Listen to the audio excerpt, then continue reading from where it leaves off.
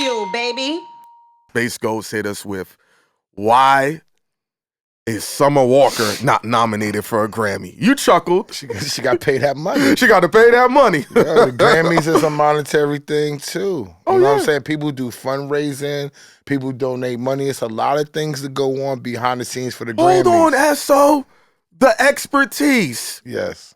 You mean to tell me it's not based on talent and people voting for you and saying you put out a big body of work, you got to roll out the budget for the Grammys? The people do vote for you, but the people you spend the budget on. You got it is voters. It's not like the regular people in the world of voting. No, they have the academy. And you be part of that and you become one of the voters. And they do all types of dinners for the academy where the rapper shows up, where the singer shows up. Y'all not privy to this. This isn't social media. You know what I'm saying?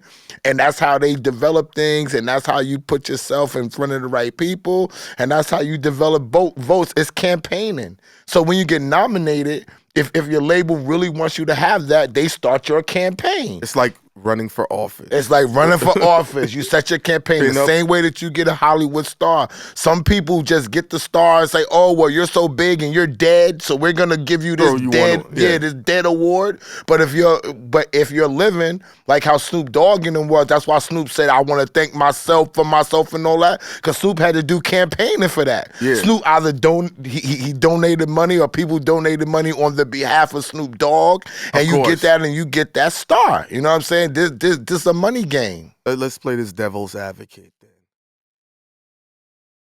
To the people that really think it's all about musical talent and all of this and all of that, what do you say to them that figure out like, hey, no matter how good I am at this, I still got to go through these hurdles. Is it even worth it? Knowing that I just got to pass the buck more. Well, I mean, if you're in it just to get a Grammy, then get out of it. Because the whole reason that you're in the music business or you're trying to act is you're either chasing your passion, you're chasing your gift, or you're trying to make money. But the Grammys, especially with black culture, we have taken the Grammys and put it on a pedestal more than any other award show. No, listen. When they win the Grammys, they're excited. But you don't...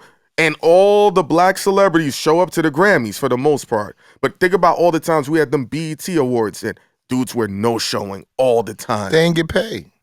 Oh. You got to pay. Like, what are y'all don't understand? It's not for the culture? I don't know. My bad, my nigga. I don't know. I'm ignorant. I'm really lost at the fact of people saying, well, why is this going on? Why? You have to pay. So hold on. The Grammys paid Jay-Z to show up? Everybody gets paid, bro. What don't you understand? So y'all think that Beyonce doesn't show up for BET because it's BET? BET got to cut her the check. Okay. Because when Beyonce, when they say Beyonce, the ratings is through the roof. You got commercials. Talk about it. You got people that want to be, oh, B's there. Oh, she's crossover. We're going to run Tide commercials. We're going to run this commercial. We're going to run these cigarette commercials. We're going to run all these high-end commercials because Beyonce is going to be there. What about, from the common man's perspective, what about doing it for the culture and uplifting these platforms and these networks because we're all black and we're all together? Okay, but everything isn't going to be doing it for the culture. Some of these things are for these people, for themselves. Of course. Okay, everything isn't for the culture. Like, for some reason, these people that are regulators of what the culture is supposed to be and never actually taking part in it. Because you buy sneakers and wear hip-hop clothing does not mean that you're a regulator for the culture. Oh my God. That does not. That's a clip. That does not mean that. You know what makes you mad? So then what makes you a factor in the hip hop culture? What gives you the right to speak on this culture? You can have the right. Everybody has the right to speak. I'm not saying that you can't speak on it. But what is the accolades to make it matter? But you're regulating. This is what these people are doing. They are regulating. Oh, well, this should be for the culture, and you should be doing it for the culture. What are you doing? You're driving a bus. You can't tell me what I should be doing for the culture, and this is how I make my money. That's the whole part that people are getting this twisted. This is a culture, but this is a business too. So when you just thinking about a culture, what you going to do for the culture now? If I'm running around here, like you say about rappers, right? You have a theory, or you feel like from the people that have told you that if a rapper even says that they work a regular job, the culture is going to look at them funny. All right. that's not hip hop culture then. Because the culture is about the lifestyle, what you're doing, the break dancing, what you're bringing to the game. If I'm working at McDonald's and I rap good, right? I'm a part of the culture. I mean, yeah, but the rhymes have been extremely exaggerated, and when we speak to the other guests coming through, we're gonna talk about that. I'm in the Bentley and the this and that and the third. When I had my regular job and Beamer, Benz, and Bentley was out, real shit, I lived 90% of that song. I was only missing one component, which I just got. But still, I can talk about that. You feel me? But when I see people saying, yo, I work at McDonald's and they're talking about moving bricks and all of this and all of that, and it's all about being authentic. It's all about really living these rhymes. It's all about writing from your experience. How can I take you seriously if you flipping burgers, but you have the creativity to tell me about this extravagant lifestyle you're not living? That's not cultural to me. Because I could be like Nas. Nas is a cultural icon that has said he was not a drug dealer. He was not killing nobody. And listen, yes, he did win the Grammy. Yeah, but listen, for a long time. Yeah. Yo, listen. Let me just get to my point. All right, get to your point. I'm going to give you. I'm going to address that too. Ooh, let the gun Nas is known as being the person who said, I watched out the window and I'm telling the story of what I'm seeing everybody else doing. That's the difference. See, Nas it grew up in that street element, and he's telling the hood version of what he's encountering. He never said it was him doing it. Okay. Versus a dude at McDonald's saying, I'm doing it. But he could. That's a big difference.